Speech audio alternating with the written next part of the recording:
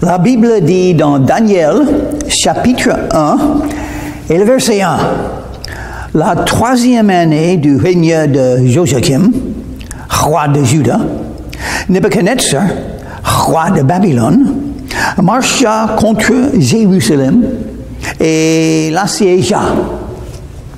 Prions. Merci Seigneur pour la parole. Touche nos cœurs afin que nous puissions croître dans la foi et mieux te connaître et te servir. Dans ton nom, je te prie, Jésus-Christ. Amen.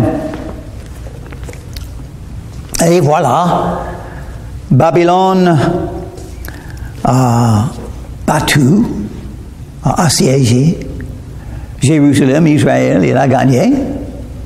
Babylone a gagné. Pourquoi? Dieu l'a fait. Dieu l'a fait pour châtier les Juifs, les Israélites qui se sont éloignés de lui. Dieu aime ses enfants. Il ne va pas permettre que ses enfants s'éloignent de lui. Si vous êtes un croyant et vous ne marchez pas avec Jésus, quelque chose va vous arriver.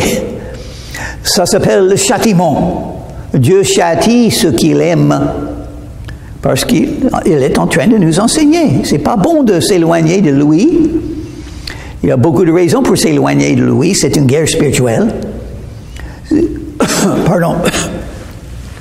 Si vous n'avez pas toutes les armes spirituelles, et vous pouvez lire Éphésiens chapitre 6, commençons avec le verset 10. Revêtez-vous de toutes les armes spirituelles afin que vous puissiez rester debout dans la guerre spirituelle quand vous êtes attaqué de la part des forces des ténèbres.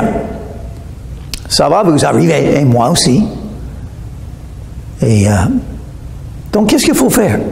Il faut revêtez-vous de toutes les armes spirituelles. Le casque du salut. Il faut connaître que vous êtes sauvés. Et avoir la joie, la force, l'assurance. Vous savez que vous êtes pardonnés, n'est-ce pas? Tous vos péchés sont pardonnés. Jésus est votre sauveur. Votre avenir sera éternellement dans le paradis. Toutes les promesses de la Bible sont à vous. Le salut. Qu'est-ce qui est mieux que ça? Vous connaissez que vous êtes sauvés. Pas des doutes. Vous êtes sûrement sauvés. Vous êtes sûr que vous avez la vie éternelle. Et donc, vous êtes prêt à servir Dieu pour le remercier. Parce que vous devez tout à Jésus. Il a tout donné pour vous, n'est-ce pas, sur la croix de Calvaire. Vous avez la cuirasse de la justice. Jésus est votre justice. Vous êtes justifié par la foi. Quand le Père vous regarde, il voit la justice de Jésus. Il ne voit pas votre justice qui n'est pas assez bon. C'est pas assez bon, vous n'êtes pas assez juste. Mais si, grâce à Jésus. Et la volonté de Dieu est qu'on fasse la justice. Votre objectif, c'est faire le bien, n'est-ce pas? Qu'est-ce que Dieu veut que vous fassiez? Vous allez le faire, n'est-ce pas? C'est votre objectif. Chaque jour, suis-moi, Jésus a dit, et je vous ferai pécheur d'hommes.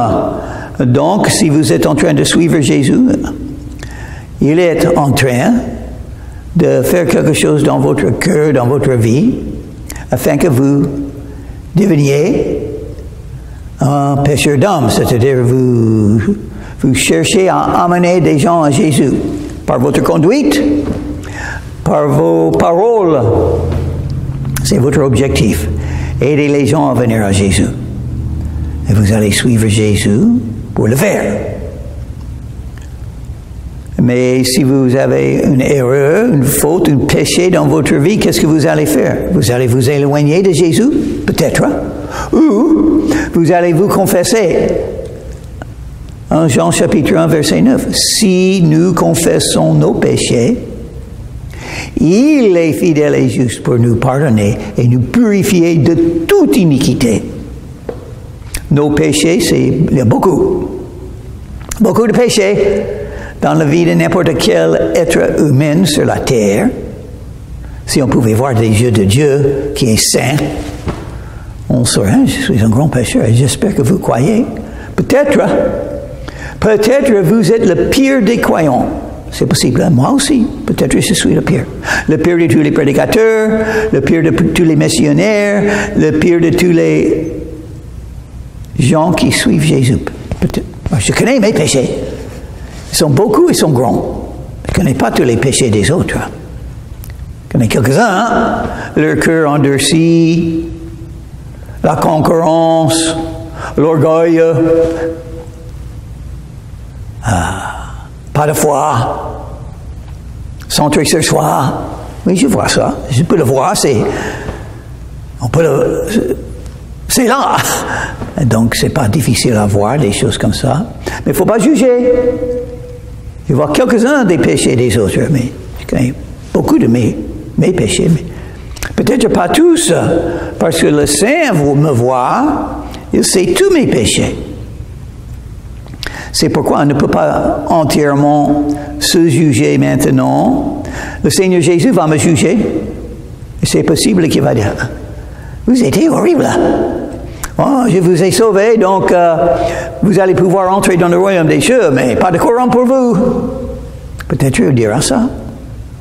C'est possible, hein? Je fais très peu. On a des exemples.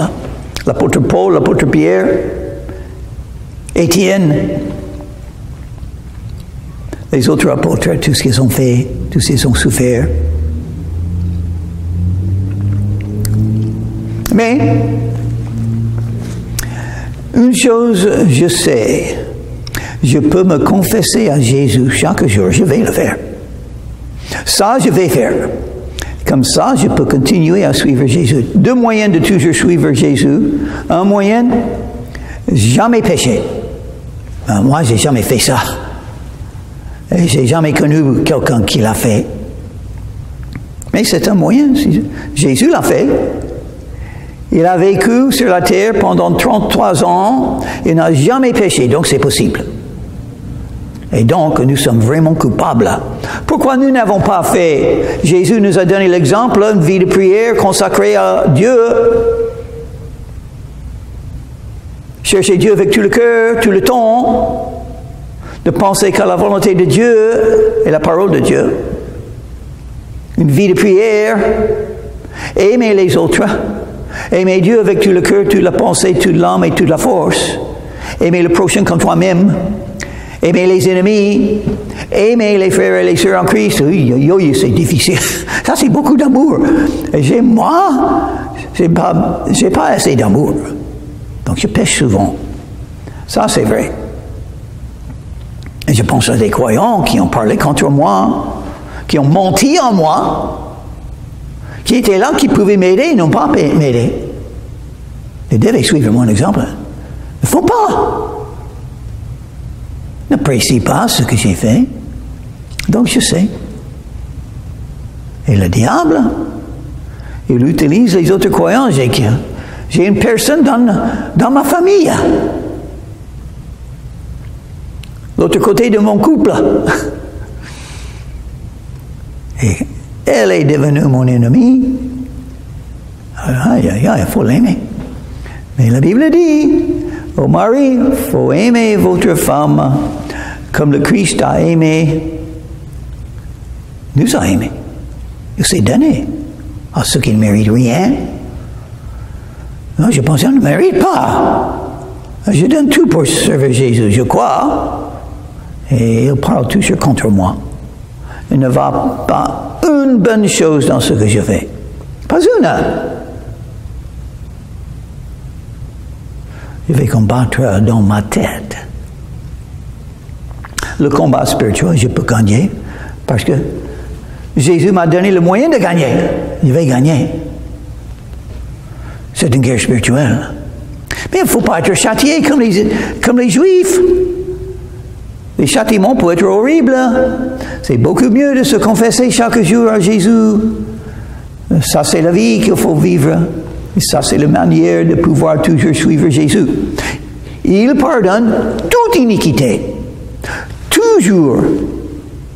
Tout ce qu'il faut, se confesser. Ça veut dire Oui, j'ai fait. Oui, c'était mauvais. Oui, je dois faire mieux.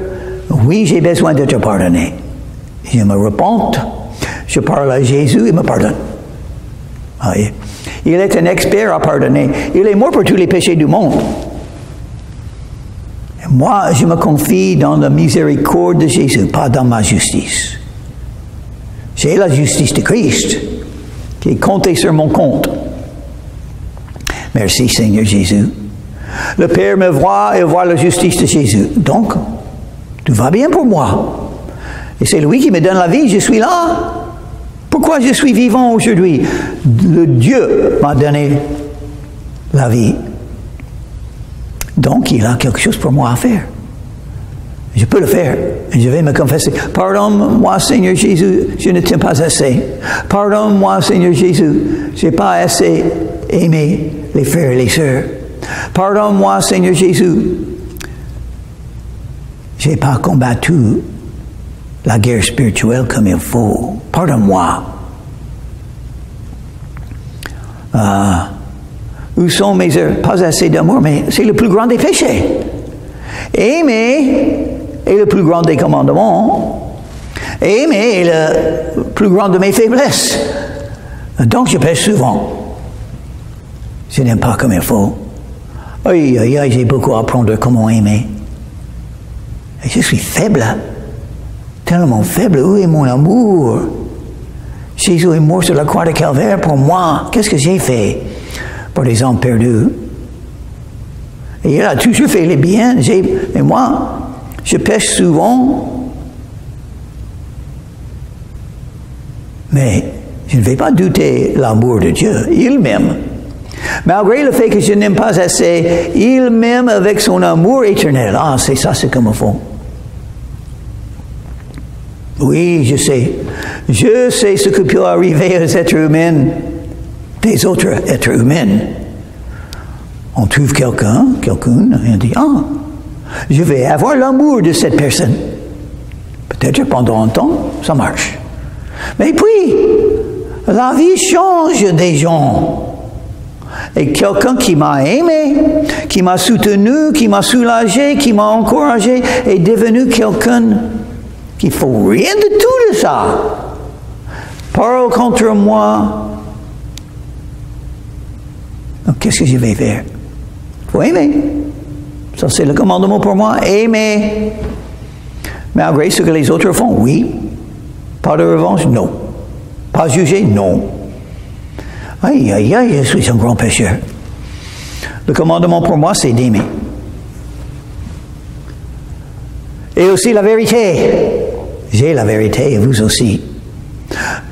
Les mensonges sont partout dans le monde et nous avons la vérité. Jésus est la vérité. Jésus est notre salut. Jésus est notre justice. Jésus est notre vérité. Et nous avons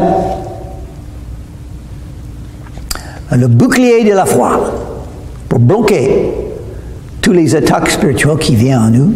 Il faut vraiment connaître les promesses de Dieu, l'amour de Dieu, la vérité de Dieu.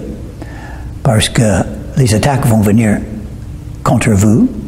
Les attaques de votre tête, votre passé, les attaques des autres autour de vous, les attaques des non-croyants, les attaques spirituelles des puissances, des ténèbres vont vous attaquer. Comment bloquer les attaques? Le bouclier de la foi. Confiance dans ce que Dieu dit. Confiance dans son amour, son appel, ses promesses, sa présence, sa puissance, sa gloire. Et le mort de Jésus pour nous. Le bouclier de la foi. Il n'y a pas de condamnation à ceux qui sont en Christ Jésus. Je peux tout faire par le Christ qui me fortifie. Je suis pardonné. Je suis honte et j'accepte. J'ai l'assurance. Je suis sûr que je suis pardonné parce que je connais ce que la Bible dit et je connais Jésus. Et je vais être encouragé par la vérité que je connais. D'autres ne peuvent pas m'encourager comme ça. Je vais m'encourager par le Saint-Esprit, par la parole de Dieu, par Jésus-Christ mon Sauveur. Donc, c'est tout ce qu'il me faut. Et mes pieds vont bouger, ils vont marcher. Aller dans tout le monde et annoncer l'évangile à toute créature. Il faut aller avec le nom de Jésus et l'évangile de Christ. Apocalypse chapitre 12 et le verset 11. Ils ont vaincu le diable par le sang de l'agneau. Merci Jésus. Par la parole de leur témoignage. Je peux ouvrir ma bouche et dire, Jésus m'a sauvé. Êtes-vous sauvé?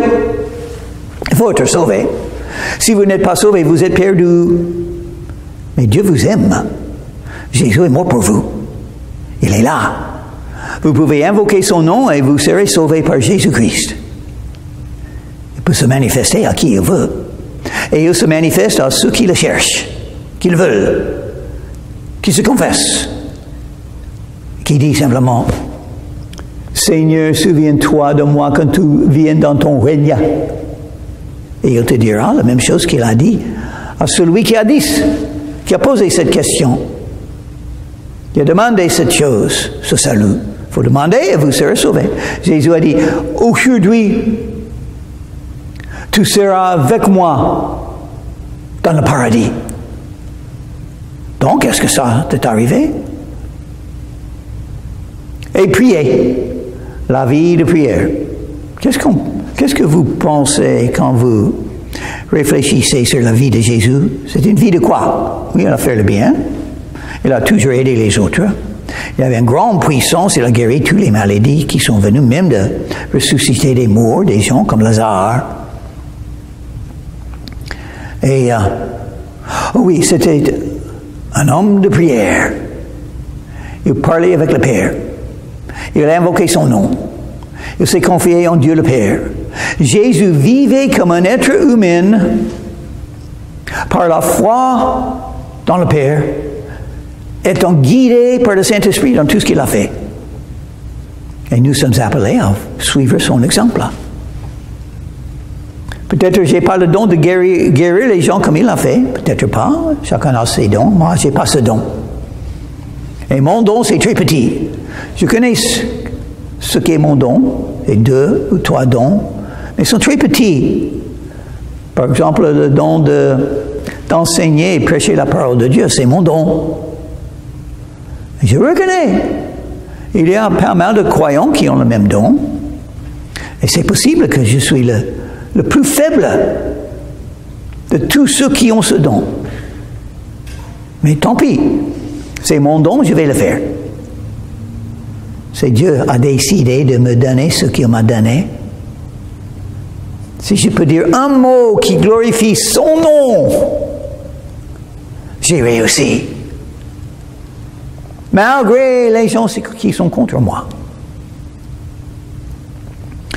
Parce que pour moi, dans ce monde, il y a des croyants qui sont faibles. Il y a d'autres croyants qui enseignent les bêtises, à mon avis. Il y a des gens qui sont contre moi, comme dans ma famille. Oui, mais je peux tout faire par le Christ qui me fortifie. Oh, des promesses de la Bible, n'est-ce pas? Je peux tout faire par le Christ qui me fortifie. Si je me confie en Jésus, chaque jour, chaque moment de chaque jour, je serai fort. Malgré les fronts endurcis, les fronts durs, malgré les cœurs endurcis, malgré les croyants qui marchent selon la chair, ne sont pas remplis de l'esprit, n'ont pas d'amour envers moi quand même. Ils sont contre moi. Qu'est-ce qui se passe là? Oh, qu'est-ce qui se passe? C'est moi et Jésus contre le monde. Des fois. Oh, voilà. Mais si c'est la volonté de Dieu pour moi, je peux le recevoir. Je peux suivre une vie comme ça. C'est possible. J'ai été fondé. Il m'a fondé depuis ma naissance. Il m'a fait indépendant. Donc voilà. Je suis indépendant de tout. Sauf Jésus. Tu ne peux pas être indépendant de lui. Il est tout pour moi. Il est mon sauveur. Il est mon berger. Il est mon maître. Il est mon conseiller. Il est mon Dieu. Je ne peux rien faire sans lui. Et il faut prier pour les autres. Qu'ils puissent devenir des témoins pour Jésus. Un bon témoignage. Parce que moi, je peux parler avec quelques-uns, avec mes petits dons. Mais si les autres croyants qui ont des dons sans doute plus grands que les miennes, s'ils servent Jésus, ils vont accomplir. Donc, je dois prier pour eux. Qu'ils puissent rester fidèles à Jésus. Qu'ils puissent connaître comment toujours suivre Jésus. Toujours confesser leurs péchés. Avec l'objectif de faire le bien. Parce qu'il a toujours ce principe biblique. On récolte ce qu'on sème. On moissonne ce qu'on sème. Il y a des conséquences de ce qu'on fait. Parce que Dieu est saint, il est juge, et il n'aime pas le péché. Heureusement pour nous, oui, on peut se confier dans la miséricorde de Dieu. Il y a beaucoup de miséricorde. Et qu'est-ce que c'est la miséricorde? Il ne punit pas, même quand on mérite d'être puni. Ça, c'est la miséricorde. Oui, je mérite d'être puni beaucoup plus. Mais quelques-unes des choses que je souffre, sans doute, ce sont des résultats. Il faut faire attention contre les conséquences du péché. Il y a des mariages qui ont été détruits, des relations des mariages. Il y a des gens qui sont toujours mariés, mais leur relation est détruite. Est-ce que c'est une conséquence de leur péché? Oui, exactement. Quelqu'un a péché. 2 personnes pour faire marcher un mariage, 1 personne pour détruire un mariage. Voilà, c'est le monde dans lequel nous habitons. Oui, mais est-ce qu'il y a un amour qui ne se termine jamais? Oui. Une seule. L'amour de Jésus. Ça, c'est garanti. C'est certain. Pas de problème. Ça va continuer. Qu'est-ce qui peut nous séparer de l'amour de Christ? Rien. Qu'est-ce qui peut vous séparer de l'amour de votre mari, votre épouse? N'importe quoi. Beaucoup de choses. La vie sépare ceux qui s'aiment. La mer efface avec le sable les pas de ceux qui s'aiment. Ça arrive. Donc, qu'est-ce qu'il faut faire dans une situation comme ça? Ça veut dire, on peut perdre votre amour humain. Et quelques-uns ont perdu leur amour humain. Je ne vais plus essayer à aimer un être humain. Moi, non. Être une pierre comme ça, non. Mon cœur devenir une pierre, non. Je ne vais pas laisser arriver. Je vais vivre. Je n'ai pas peur de mourir, parce que je sais où je serai après, avec Jésus. Je n'ai pas peur de vivre. Et qu'est-ce que c'est le principe de l'amour humain? Le principe, vous êtes toute seule, vous pouvez trouver, par la grâce de Dieu, une autre personne pour vous aimer, pour que vous puissiez aimer. Ça, je vais toujours tenir dans mon cœur. Mais il faut que Jésus le fasse. Il sait mieux que moi. S'il veut que je sois toute seule, je serai toute seule. Mais j'aimerais bien avoir l'amour humain. À ce moment, je ne peux pas l'avoir. Donc voilà. La vie continue. L'œuvre de Dieu est toujours là. Les hommes ont besoin d'être sauvés. Les croyants ont besoin d'être fortifiés, encouragés et enseigner les bonnes doctrines. Il y a beaucoup à faire.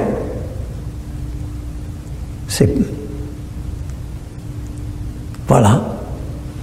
Jésus a vécu une vie de prière. Verset 2. Le Seigneur livra entre ses mains Joachim, roi de Juda, et une partie des ustensiles de la maison de Dieu. Pourquoi Israël a perdu dans la guerre contre Babylone? Le Seigneur l'a fait. Le Seigneur livra entre ses mains, Nebuchadnezzar, entre les mains de Nebuchadnezzar, le roi de Babylone. Un non-croyant est venu attaquer les croyants et les non-croyants ont gagné. Oh, parce que les croyants ont été éloignés de leur Dieu. Et Dieu décide tout. Il décide tout. Même les guerres entre deux pays, qui va gagner? Dieu décide. Qui a battu Hitler? Dieu.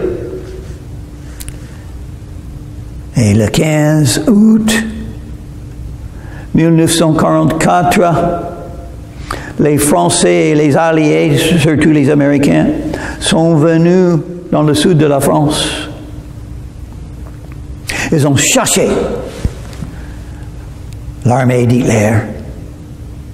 Et qui l'a fait? Dieu. Nous avons la paix maintenant, dans ce sens-là. Mais il y a une autre guerre. Il y a une guerre spirituelle. Une guerre même plus importante. Parce que ça s'agit des âmes.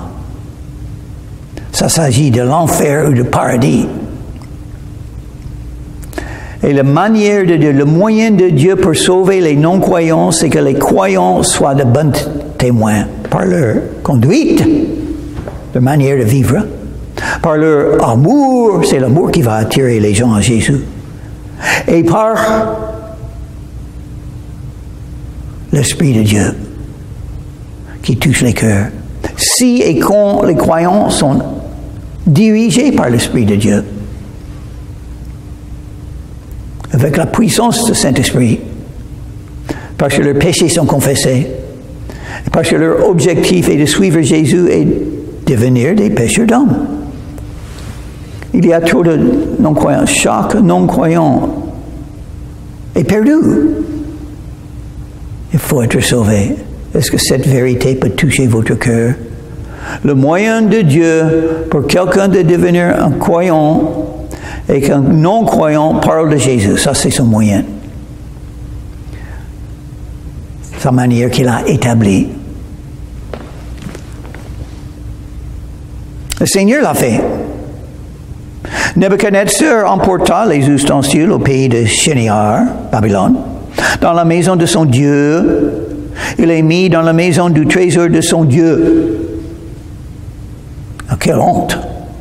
Quelle perte! Ils ont failli, les Juifs. Ils ont failli dans l'œuvre que le Seigneur leur a donnée. Israël devait être le plus grand, le meilleur de tous les pays du monde, étant la lumière à tout le monde, donnant la vérité à tout le monde. Ça, c'était la volonté de Dieu. Ils n'ont pas fait. Donc, pourquoi être là? Oui, mais Dieu garde toujours ses promesses. Ils ont été, dans un sens, détruits.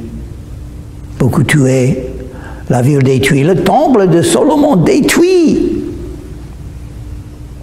Beaucoup emmenés captifs en Babylone. Oh oui, même dans cette situation, Dieu est là, en train de guider dans toutes choses. Qui va vivre, qui va mourir, Dieu décide. Et il travaille toujours dans les vies des gens. Le roi donna l'ordre à Ashpenaz, voilà. Le roi donne un ordre. Mais qui a donné cet ordre? Dieu a mis dans le cœur de Nebuchadnezzar de faire ça. Chef de ses eunuques, d'amener quelques-uns des enfants d'Israël, de race royale ou de famille noble, de jeunes garçons, sans défaut corporel, beaucoup de figures, doués de sagesse, d'intelligence et d'instruction, capables de servir dans le palais du roi. Une chose à se dire, il faut l'éducation, il faut apprendre. Si vous apprenez quelque chose, vous pouvez utiliser ce que vous avez appris pour servir Dieu à un plus grand niveau. Capable de servir dans le palais du roi et à qui l'on enseignerait les lettres et la langue des Chaldéens. Ah, les gens doivent apprendre une autre langue. Ils n'avaient pas le don de parler en langue, n'est-ce pas? Il a fallu apprendre la langue des Chaldéens. Je connais un petit peu parler en français, pas assez bien, mais un peu. Et comment c'est possible? Quand j'avais 10 ans, je n'étais pas croyant. Je suis entré dans une classe, l'école publique. J'avais 9 ans. Et la dame commençait à enseigner le français à toute la classe. L'année prochaine, elle a fait la même chose. L'année après ça, j'ai pris le français encore. L'année après ça, j'ai dit à mon conseiller, oh, je ne veux plus prendre le français. J'ai eu assez de français. Je préfère apprendre comment taper à la machine. Mais mon conseiller dit, bon, je vois que tu as très bien fait en apprenant le français. Non, je ne vais pas te laisser changer. Il faut toujours prendre le français. Elle m'a dit. Et donc, de ce moment, jusqu'à l'âge de 19 ans, chaque année, j'ai pris le français. J'ai appris un petit peu. C'était Dieu. C'était Dieu qui m'a mis dans cette classe à l'âge de 9 ans, quand Madame McCormick, une Irlandaise qui est née en Irlande, qui est venue travailler à l'USA, elle a gagné son éducation dans l'Université de Californie, en Berkeley, en Californie. Et la petite ville où j'habitais était à côté. Elle a enseigné dans mon école. Je suis entré dans sa classe. Dieu faisait la même chose, quelque chose de semblable. J'aimerais bien avoir le don de parler en langue. Je n'ai pas. Comme ça, je pouvais parler français automatiquement. Ce qu'on en fait en Actes, chapitre 2, le jour de Pentecôte. On a parlé des autres langues parce que c'était l'Empire romain. Beaucoup de gens, beaucoup de peuples qui parlaient beaucoup de langues. Comment évangéliser très vite? Il ne faut pas 20 ou 30 ans pour apprendre une langue. Il faut pouvoir annoncer l'évangile tout de suite. Et maintenant, Dieu a choisi les Juifs qui allaient apprendre la langue des Chaldéens.